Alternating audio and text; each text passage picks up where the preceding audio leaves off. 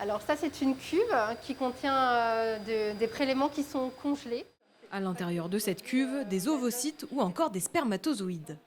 Vous avez différents emplacements et des codes couleurs qui permettent l'identification des prélèvements. Une réserve précieuse car ces gamètes sont utilisés pour la procréation médicalement assistée.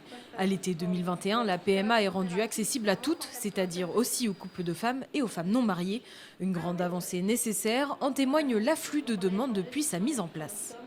On a multiplié à peu près par 10 les demandes par rapport à ce qu'on avait auparavant. On a beaucoup de travail et on a un délai d'attente qui s'est allongé, notamment pour les prises en charge, les demandes de première consultation.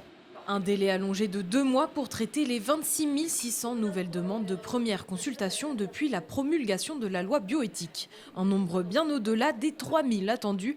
Plus de demandes implique donc un plus grand nombre de dons nécessaires. D'autant plus que cette loi permet aussi aux enfants un accès à l'identité du donneur s'ils le souhaitent.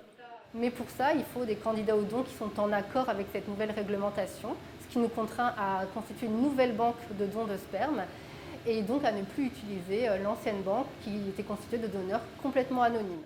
En plus du don de sperme, le CHU de Tours manque aussi de dons d'ovocytes. Un don moins connu mais tout aussi important. Depuis les 3 dernières années, le nombre de donneuses a chuté de 40%.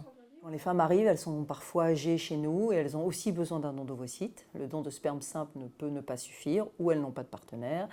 Et effectivement, malheureusement, les donneuses sont beaucoup moins importantes, particulièrement dans les 3 dernières années. Et donc l'augmentation considérable des demandes qui fait qu'on est dans une situation très préoccupante.